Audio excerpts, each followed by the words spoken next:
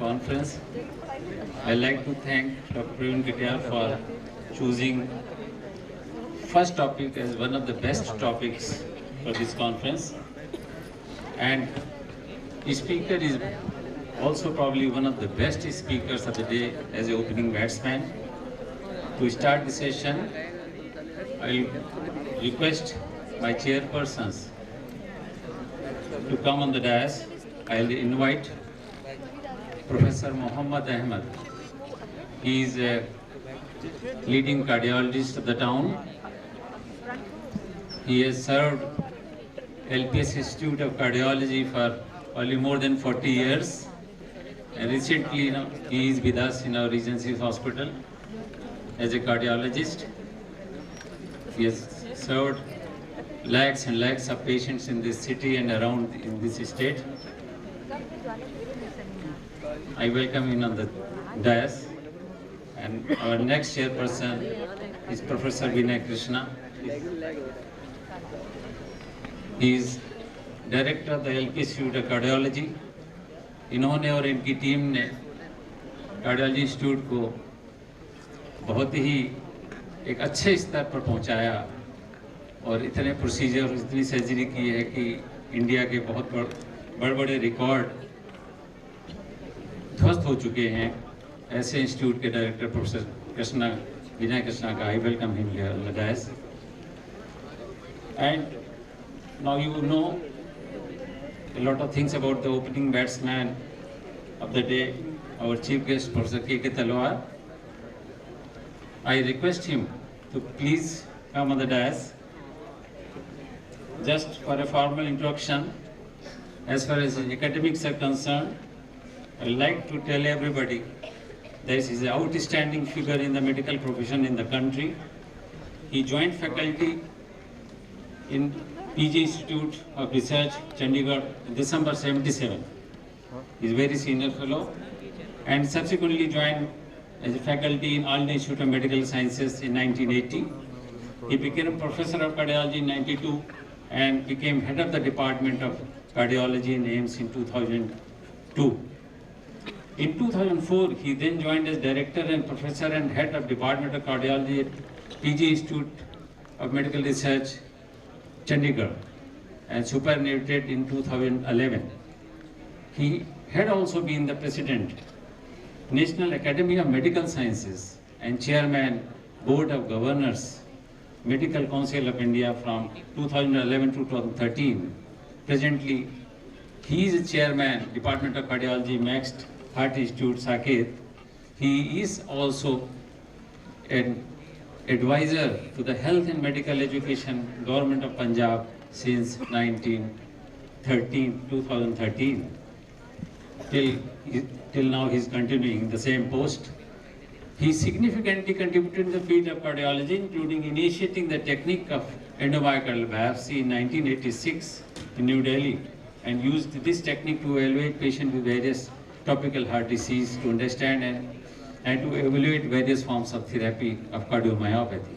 For the first time in the world literature, he documented using endomyocardial biopsy the occurrence of inflammatory myocarditis in patients with Takayasu arthritis, resulting in heart failure, and demonstrated that this dysfunction is reversible with immunosuppressive therapy. This work has been recognized at both national and international level. His work related to dilated cardiomyopathy and restrictive cardiomyopathy has been published in prestigious international journals. He was closely involved in the development of heart transplant program at AIIMS New Delhi, where first heart transplant in the country was done in 1994. He was the part of the team. Another significant contribution has been in the development of the specialty of arrhythmia in the country, and he established the technique and facility of radiofrequency ablation, one of the best treatment for arrhythmia to cure arrhythmic disorder at AIIMS New Delhi. He has been pioneer in doing that. He further helped to establish these facilities in other part of the country. He is again the first in the India and Southeastern region to introduce the therapy of automatic implantable cardiovascular defibrillator in 1995, and this contribution is recorded in Limca Book of Records in 1997. He has published more than 230 articles and 236 abstracts in national and international journal of repute and has contributed 19 chapters in various books. Now he is the recipient of third highest civilian award, Padma Bhushan in 2006, besides recipient of 15 national academic and professional awards, including B.C. Roy Award. As a medical administrator, he introduced many facilities in PGI. And during his tenure as a chairman of board of directors of MCI, apart from streamlining the regulatory processes, ensured admission through merit across the country by initiating the notifying NEET exams for medical entrance examination. NEET is considered a revolutionary step in medical education in the country under his leadership. I wish him a long and healthy life to serve and improve our medical health system in this country. Now I present before you the distinguished personality of the day of our country, Professor Talwar, to tell you, to all of us, how to keep our heart healthy. Professor Talwar, sir, please. Thank you so much, Dr. Trivedi, Professor Vinay Krishna, Professor Ahmad, distinguished faculty, delegates, students. As I mentioned in Ifili that I think when I was asked that looking at the name of the conference, so I thought I should sort of share my kind of thought on this subject, because when we talk of wellness, we also sort of say how to keep there, because most of the cardiovascular problems are becoming like an epidemic. And as I mentioned, I have no kind of a scientific contribution, but I'll certainly, this knowledge is very vital, like to any practicing cardiologists, physicians, to educate the community and the patients.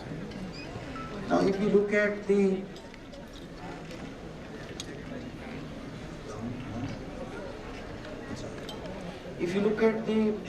this is like we say today, it's an emerging epidemic because of the rapid changes in the various factors. I'll come to it, dietary issues, physical activity issue, smoking issue, alcohol use, and stress and strains of life. And so I think this is all related to both the urbanization, and probably at some stage we forgot that probably a good diet or a healthy diet or exercise are important. And you will rarely find somebody standing in front of a lift to go to the first floor. He will keep on waiting for 5 minutes, but he won't like to go by a stage because probably the lift is available. So I think we probably forgot that how the routine activity or activity, they are important to sort of keep the heart healthy. And I think as for the huge load that we have, cardiovascular problem, I think 1/3 of the deaths today, you say, are because of the cardiovascular problem. And we looked at our data of acute MI in young people in PGI. To our surprise, like 12% of our patients were young, below the age of 35. And I think if you look at the Western data, it's around 5%. So we are younger people in our society are getting into these serious health problems. And I think one factor to appreciate is that when you talk about preventing it, that this disease starts at a very early age. So you have to take the preventive steps right from the younger people. It's not that it's a disease of the middle age or elderly. You only take precaution at that time. I think we need to educate our youngsters also. So there is a now data to show that atherosclerotic plaques may start even at a very early age. And the fourth factor, I think, is something we call the basic reason why these cardiovascular problems, they are called lifestyle-related problems, like these tobacco use, alcohol use, physical inactivity, dietary issue. They probably may be a behavior risk factor, and I think they lead on to like the obesity, hypertension, diabetes, dyslipidemia, and of course then the serious heart cardiac issues, strokes, kind of a thing. They say that poor diet and the lack of exercise are the sort of second most preventable cause of death. And smoking probably is the first one in the USA, and then comes the dietary issue and the lack of exercise. So I think if you can realize the importance of these, then probably you can sort of try to prevent the cardiac failure. Smoking. I think we know that there's the most very serious side, the risk factor, occurrence of the disease, heart attack, second heart attack, and even sudden cardiac death. Even patients who go through bypass or stenting issues, if you don't stop smoking, the graft closure are more in patients who are continue to be smoker. I think they say India accounts for around 7% of the global tobacco production and probably 6% or so of total utilization.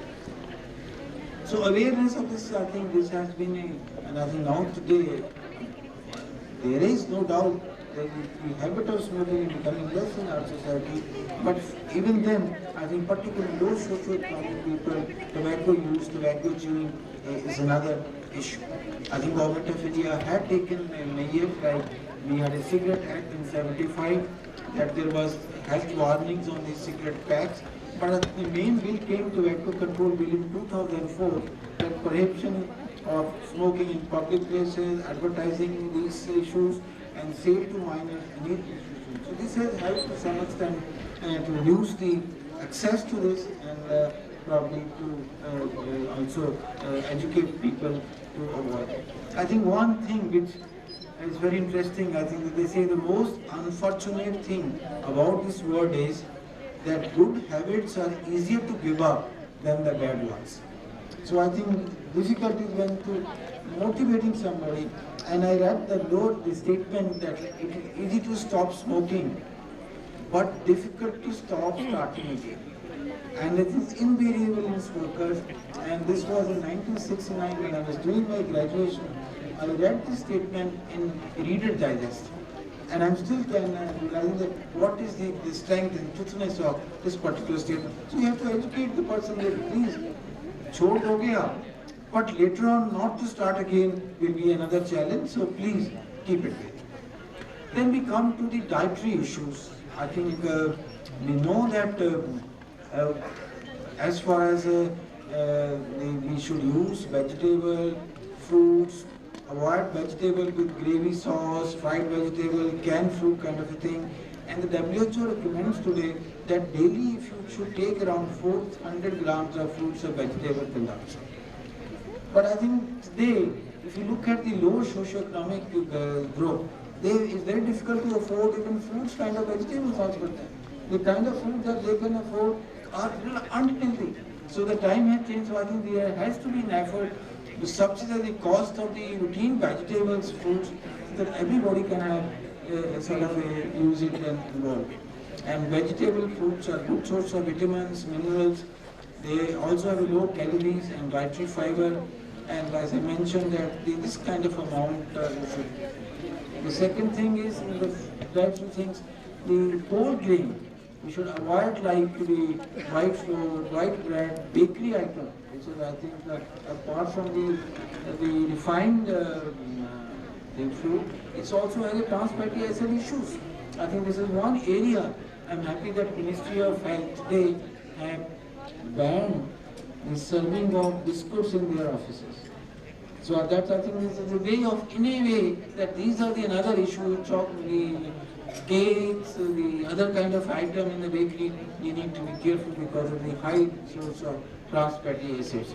And of course, like, so you should prefer a whole white flour, whole fiber cereals because they have a lot of fiber, and cereals like oat, pea, maize, jowar, bajra, and they say that high fiber intake the food that lowers glucose, lowers your triglycerides, lowers your LDL, keep even like chronic cancer also the high fiber is helpful. So these are some of the benefits of a high fiber which we should educate to our patient society to use. When we come to the use of oil or fats, I like to say that there has been a lot of kind of misconception in the society. Like I think what kind of oil to use. Low saturated fats or trans fatty acids we should avoid. The saturated fats should be less than 10% of your calories. And of course, the cholesterol intake may come around 200. It is very difficult to calculate for a commoner. But it's only that you avoid certain kind of items which have this kind of rich in cholesterol. So when we come to the oil, we have monounsaturated oils, we have polyunsaturated oil, and we have oils with high N3. Now these are the kind of oil available because each patient will ask you which oil I should use at home.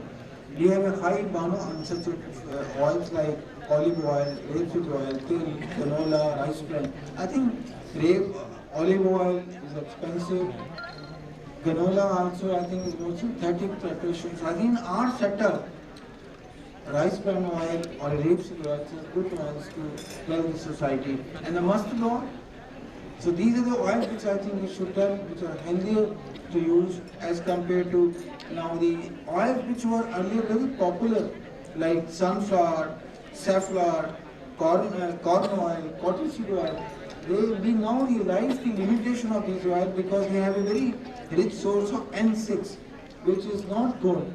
So any oil which have a balance of N6 and N3 ratio between 5 and 10 are good oils. I think next time. So I think it's important today to tell which kind of oil we should use. And I think if you look at how these oils or this fat affects our body, saturated fatty acids, they increase your LDL cholesterol, which is supposed to be bad cholesterol and responsible seriously issue for the causing cardiovascular problem. And then monounsaturated fatty acids, they are good because they low LDL, they low triglycerides, and the polyunsaturated oils. I mean, if you have the alpha 6 and alpha 3 ratio oil, which is 5, I will say the mustard oil, the rice bran oil, the rapeseed oil, probably they are more good and they may be also coming into the affordable range of most of our society. Another issue of oil is, I think, particularly reusing the oil. It has been in practice that the mustard oil, you reuse it again and again, and that's what makes it more toxic. So the oil should not be reused again. Once you have used it, it should be discarded and not reused. So, and very high temperature, the heating the oil can also produce some kind of a toxic issue. The alpha omega-3, like people talk about, these fish is good because you have a rich source of omega-3. But I think many of us, I mean, how many of us can afford fish, availability of fish?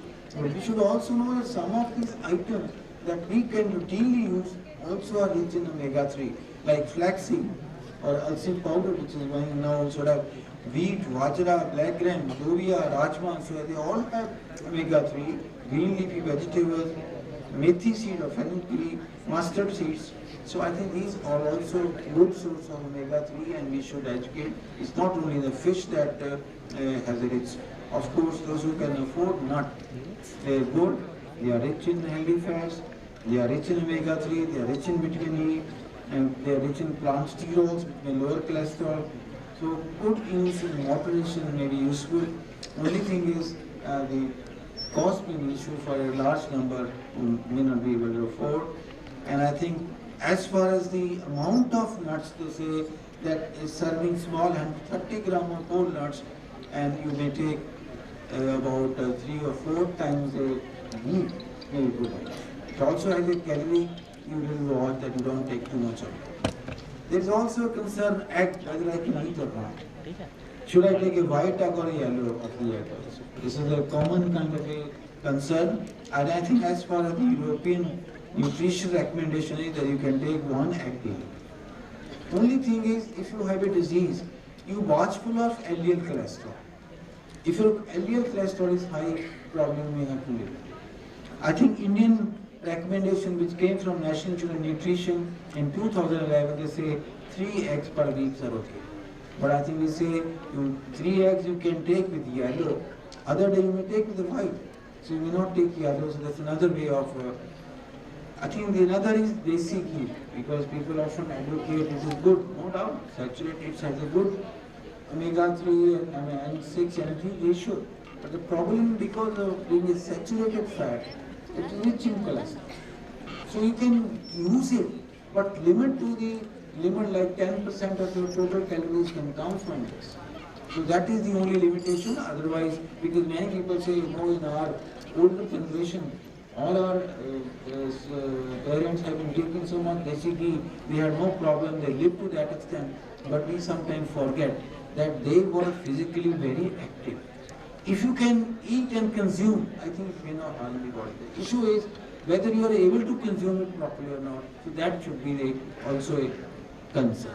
So now if you look at how in our practice we have affected our, way, whether you say destroy the good healthy food because of the taste, roti is converted to naan, then paranthas, the butter naan. A simple boiled rice which will be okay, we make it to pulao and biryanis. Then steamed idli, it has become idli with ghee, fried idlis. Plain dosa, masala dosa. Vegetable kofta, now we have malai koftas. Tomato rasam, we have cream of tomato soup. So I think fish, we have fish tikka. So I think we have, for the sake of taste, or even the marketing people, they try to make it more attractive and tasty. So we try to forget that any kind of these use of these kind of oil which have a trans fatty acids, frying and all that can be unhealthy. So we should try to keep the more simpler kind. Alcohol consumption is often an issue. People ask how much alcohol I can take. I think moderate consumption is okay, unless somebody is a cardiac problem. If somebody's heart function is weak, they should avoid. But as far as the quantity of it, they say that if you limit this amount, it may not harm the body. Like beer, whiskey only harm 40. People should not. It's not that. Some people say, that, okay, I take once a week. Probably I can take the whole amount because that's not so. At a time, you should not consume more than what is recommended because that can be harmful to the heart, to the body as such. Of course, slowly, it's also remedies. So be careful about the case.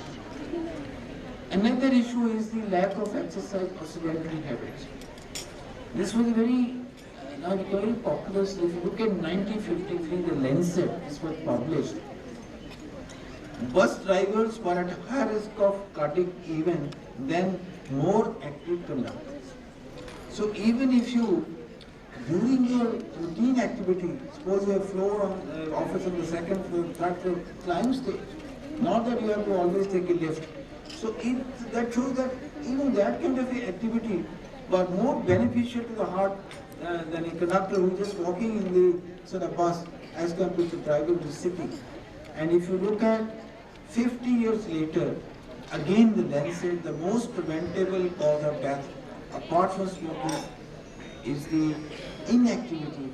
And they say sitting is the new smoking. Sedentary habits in a way.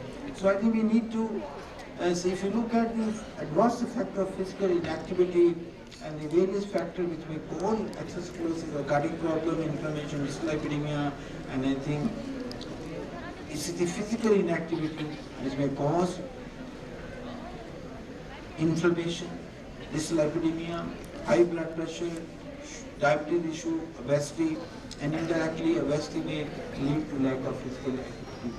So these are the scientific way that this is very vital, and not only, so exercise interventions, exercise and many drug interventions are often similar in terms of their mortality benefit. It may be like one drug that is for blood pressure. So I think these are the things which we must, only problem comes today, sometimes like big cities like Delhi, we have to exercise, we have to go for a walk. This is very difficult.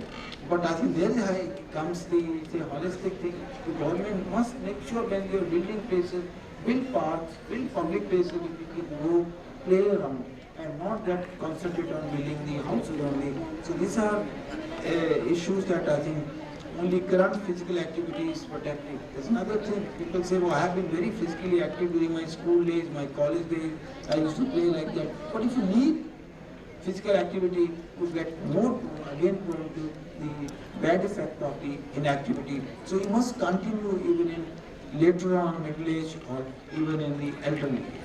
So if you look at the large number of studies today show that exercise results in weight loss, it improves insulin sensitivity, so better control of diabetes, a reduction of the blood pressure, improvement in body consumption, and so shows evidence of a relative significant reduction of having a cardiovascular event for regularly doing exercise. And the feeling is that walking, if you do even 30 minutes daily, 5 days a week is good. You can do it's fine. But I mean, these days there's a fashion among the youngsters to go to gyms. I think as far as why we want to spend money, I mean, people like in this place, campus, you have enough place to walk around. But I mean, so I think that physical activity, and it is also felt that if you involve yourself in some game, of course that involves that you have to have some partner, some place to play. But the games is helpful in the sense that it gives your mind thoda relaxation. They say when you play, you don't think anything. When you walk, you still think something. So I think these are some, but anyway, any physical activity, it adds not only years to life, but also life to years. So I think these are the, even yogic exercise, that's also very important. It improves the muscle tone, builds strength, maintains joints and improves respiration. So I think combining the two is more helpful. And even there are like medical yogas. There are certain kind of asanas they say may help you from, like for hypertension there are some, for diabetes there are some, but then you have to have a knowledgeable person to guide you on that. Otherwise, sometimes you can be misguided. Yoga also, they say, is not only you have a full lectures on this. I want to spend, but it's more of a, this is not really postures, but a complete way of life, which includes regular physical activity, the dietary issues. There's one thing which is coming in our exercise paradox. There have been instances of sudden death during heavy exercise. So whether it, what is it, so there I think is a concern that what should be done, and it's important that young people, if there's some family background of sudden death and all that, they should have a medical evaluation done, ECG, echo, there are certain like chenilopathy we call, bronchiopathy, some other syndromes which makes you prone to sudden death if you exercise. So a preventive evaluation, clinical evaluation, and by some these tests will be helpful. Or if a patient has the underlying cardiac issue, then I think we have to guide them accordingly. Too much exercise sometimes can be creating a problem. So I think during our evolution, somewhere we got lost that exercise is not important. So it's once, and another thing, even at every age, exercise is important. It's not that now I've got old, no, I can't walk. No, keep on doing exercise. It helps you, and I feel it's like if you machine, you need oiling, and the body also exercise like oiling the body. That's another issue which I think today is a major factor. I will say stress, and nobody can go. I mean, you have, if you have to grow in career today, you have to go through stress and strains. Whether it's some people go through less, some people go through more, but then we need to find how to sort of address this issue, because this can be sometimes a person can break down under stress if it's not regular. What should be done? So I think they say it's an integral part of life today. Everyone has ups and downs. Positive attitude helps. I will come to it. And be optimistic. Of course, sometimes it's easy to say. When somebody going through a problem, and they say problem also come in drops. I mean, it's very tight. Sometimes some people face like this, but I think attitude does help to cross that period. So can become a problem if coping ineffective, family relationship, work issues, money issues, and the social support is the key during this time. I think certain, they say, to reduce stress, exercise regularly. You must have seen yourself, if you're tense, you start walking, you feel a little more relaxed. So exercise, learn to relax, take a break if you can afford, talk it over to somebody who is confident with you. So sharing also helps you to reduce your stress. Plan your work, be realistic, be religious. I think that's another thing that कभी मंदिर में जाओ, वहाँ 5 minute बैठोगे तो आपका दिमाग ना कुछ नहीं सोचता that at least something. So these kind of things are also very helpful, and of course meditation is another way of, and this is so solution to our conflicts and confusion in development of a spiritual attitude to life. And I think they say these are the spiritual habits. People those who have it, they probably face us more, think of others and work for the welfare of others. Try to see how you can help somebody, honest and true in dealings. This is very, they say, there is some data that people who are cunning in their habits, they probably get more harm. Because you cannot fool your own conscience or your own heart. You know what you are doing. You may be showing others what you are doing, but that does contain some kind of a hormonal imbalance. And of course, look beyond the material facade. Suffering gives an opportunity for personal spiritual growth. And if you do some service to the others, probably gives you more satisfaction. Helps to give some kind of a hormonal, good hormonal effect to your body. And of course, and though it's not easy, but the say best is if you have to reach that level, renunciation to the fruit of work, whether it is happiness or it is not happy for you, but be stable, don't get affected. I think, of course, these are the teachings. It's not easy to follow, but of course, we can all make an effort to try to sort of, in difficult circumstances, to think about it. There's a brief thought about the cholesterol, because today that's another thing, how should I manage my cholesterol, whether I should test it or not. And they say every month above the age of 40, women above the age of 50, and should have the cholesterol done. So lipids are depending upon genetics also. They produce inside the body and exogenous and endogenous. But then we know today that lipid or lipid lowering effect is very important to minimize the coronary artery disease. And if you, these are the sort of a factor which can weight loss, exercise, diet as I mentioned, use of the kind of oil that I mentioned, and unfavorable issues. Just those, so there are some people on the medical side. Today we say in the European guidelines, what should be our cholesterol?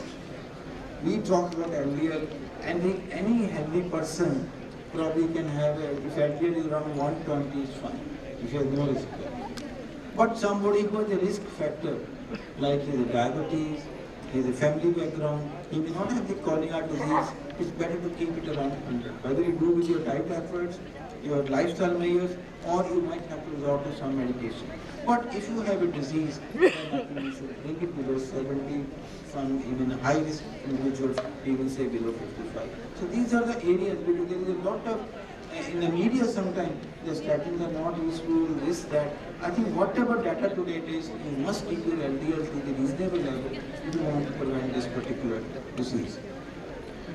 These are just the kind of, I think there's few words about the heart and blood axis. This is something which now becoming very important. We only say another organ of the body which probably we have not been too much on that. I think the intestinal microbe is increasingly recognized as a regulator of metabolic pathway and dysbiosis. If there is disturbance in the microbes in the gut, this can also lead on to the coronary artery disease, diabetes, hypertension kind of issues. I think they say all diseases begin in the gut.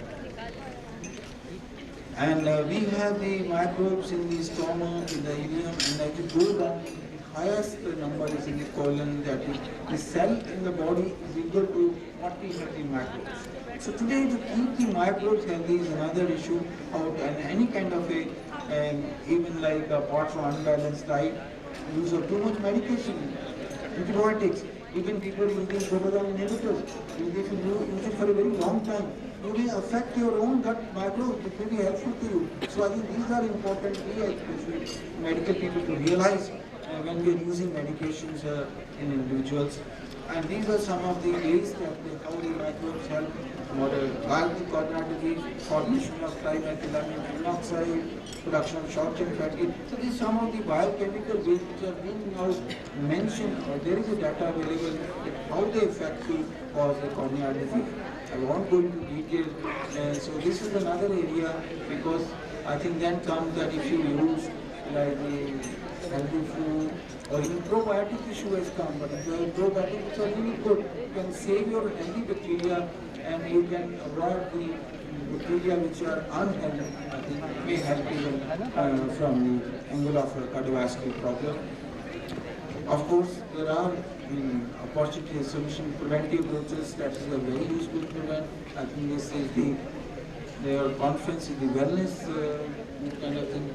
So if you use expansion, but ultimately thing is expansion of public sector facility schemes for the poor, like we have now Ayushman Bharat scheme. I think any poor person today, I think this kind of a government's approach, which is very, I think, remarkable, can have access to the treatment if he has it. Of course, we need to have a data availability, or what is the prevalence in our setup, availability of expertise, and of course affordability. One issue, I think you have few lectures on that, rising cost of the healthcare, and of course access to the healthcare is also an issue. So these are some of the challenges we as a society face, but I think if we take preventive measures, lifestyle healthy measures, I think we can prevent the diseases to a significant extent. So if you have to have a therapeutic lifestyle changes, or TLC, I'll say, become physically active every day, limit alcohol, sugar, excess salt and caffeine, avoid tobacco use in any form, adopt healthy diet, achieve and maintain ideal weight, manage your stress, and of course if you have a disease, do take a treatment what is required. Well, thank you so much for your patience hearing, and let us all allow our heart.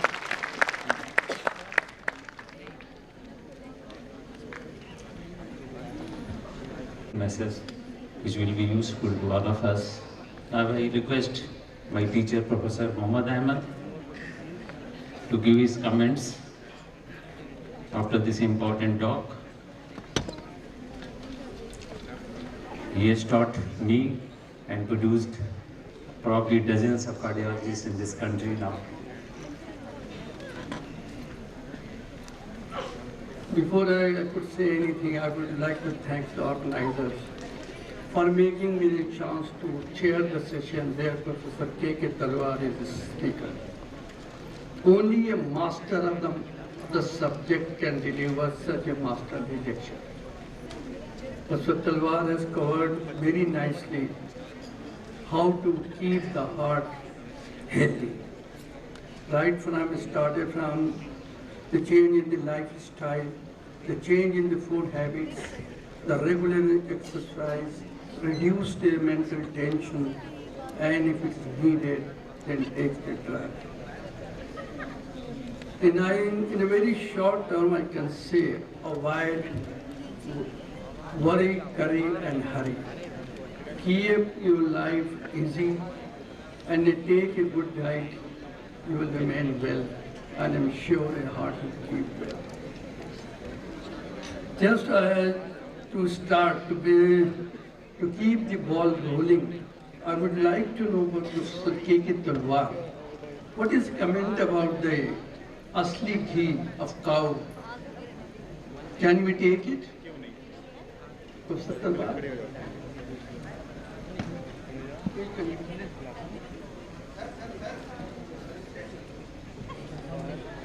Sir, I think this is a very important question you are. I mean, this is desi ghee.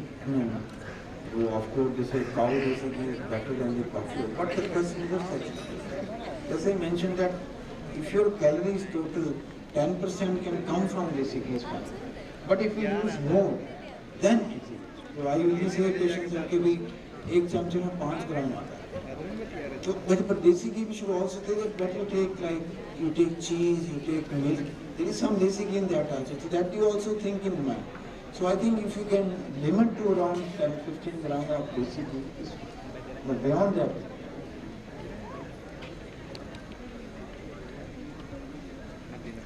Any question from the audience?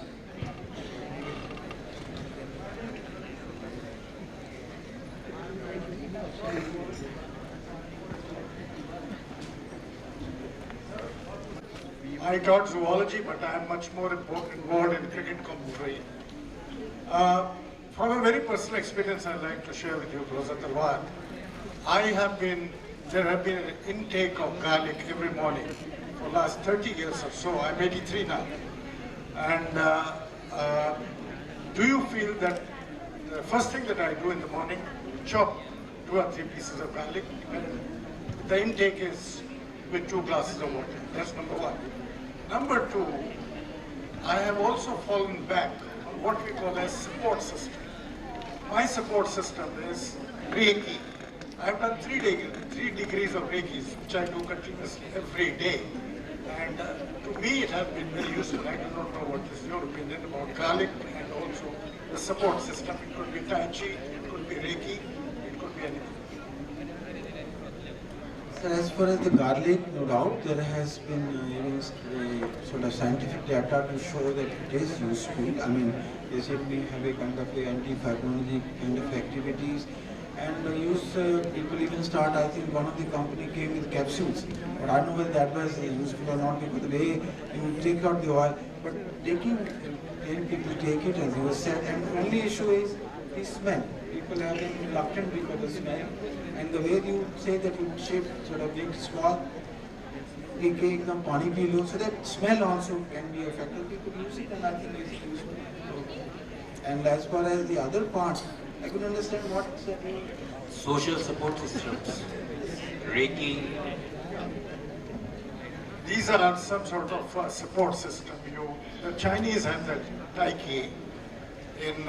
We have this system. I mean, I have done Reiki, which is also, this is a system whereby the whole idea is that the ailment comes because of blockage of the energy in the system which is affected.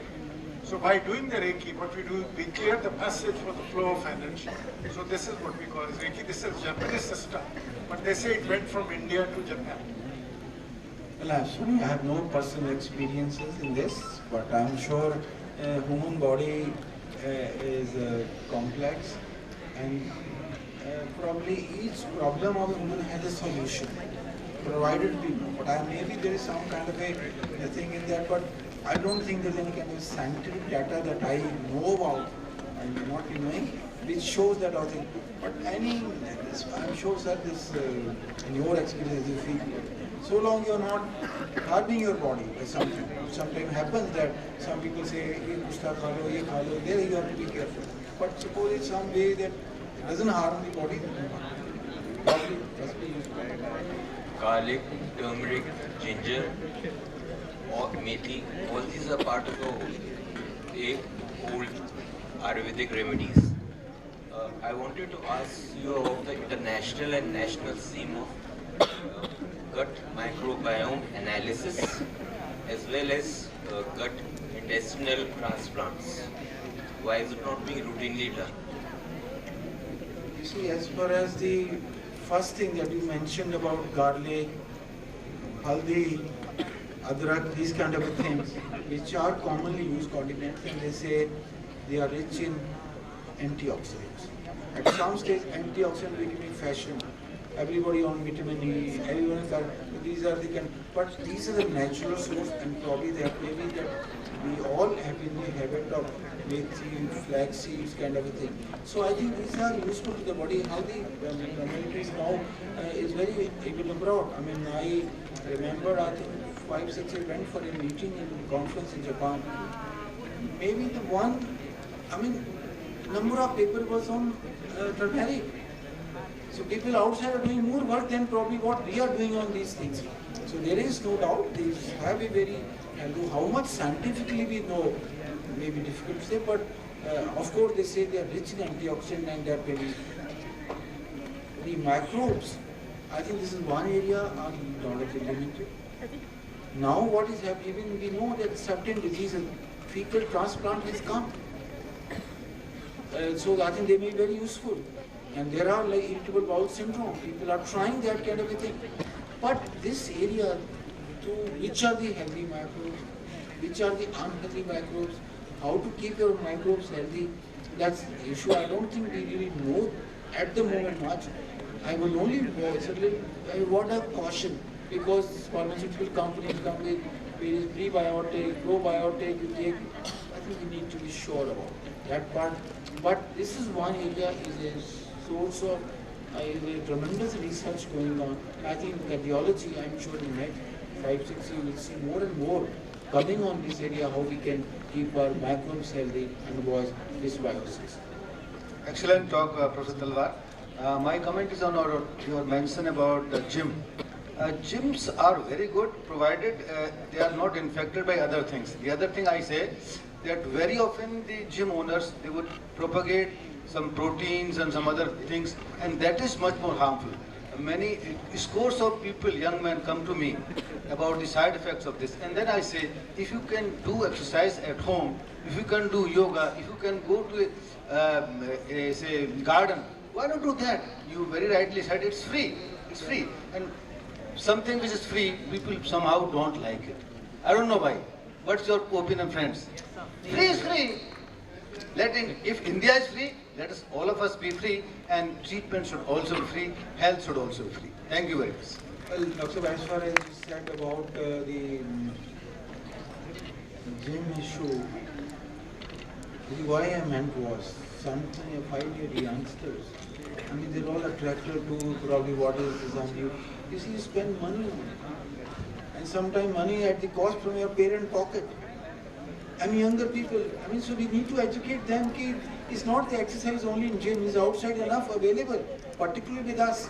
We do not have weather like that, extreme cold. You can't walk outside. I meant from that angle because sometimes I feel that why? I mean, they just attracted. They spend money on it, which I think comes from the parents' pocket, which is, and they may have other kind of. So I'm meaning for educating our youngsters from that angle.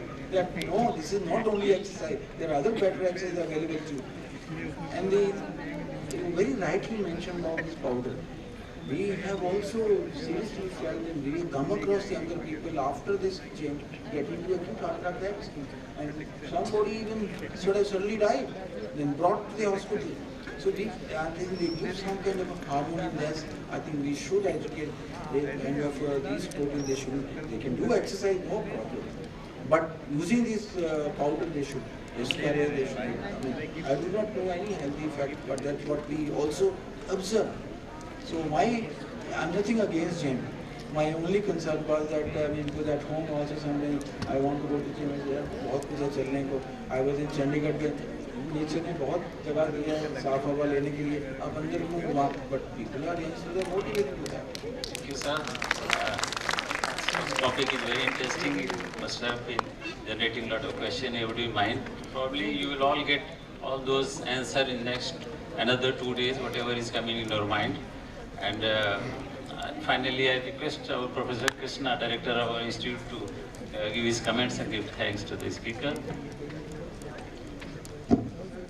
Organisers के द्वारा इतनी अच्छी conference बहुत समसामयिक विषय पे organise की गई, इसके लिए हम ऑर्गेनाइजर्स को धन्यवाद देते हैं।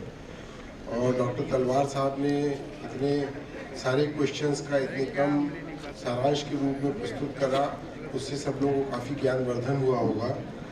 इसीलिए कहावत है कि brevity is the art of genius, जो हम लोगों ने देखा तलवार साहब के अंदर।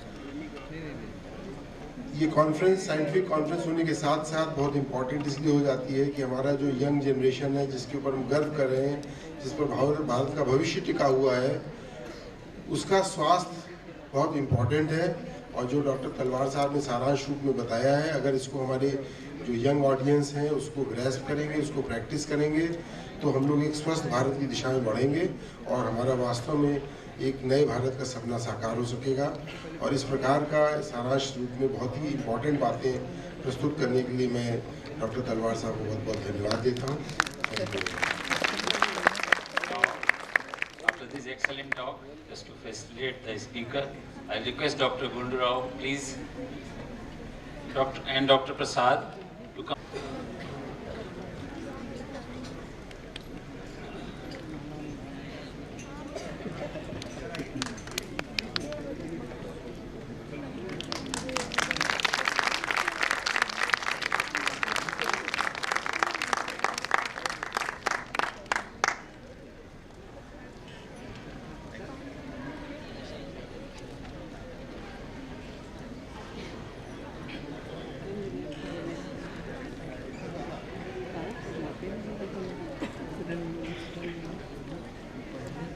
I request Dr. D.K. Gupta to present a memento to our chairpersons.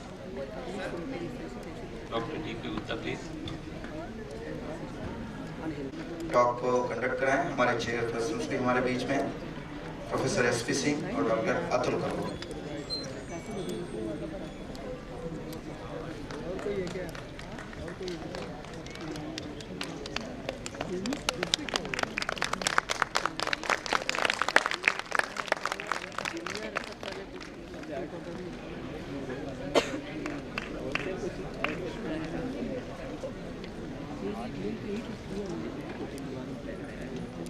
Professor Krishna.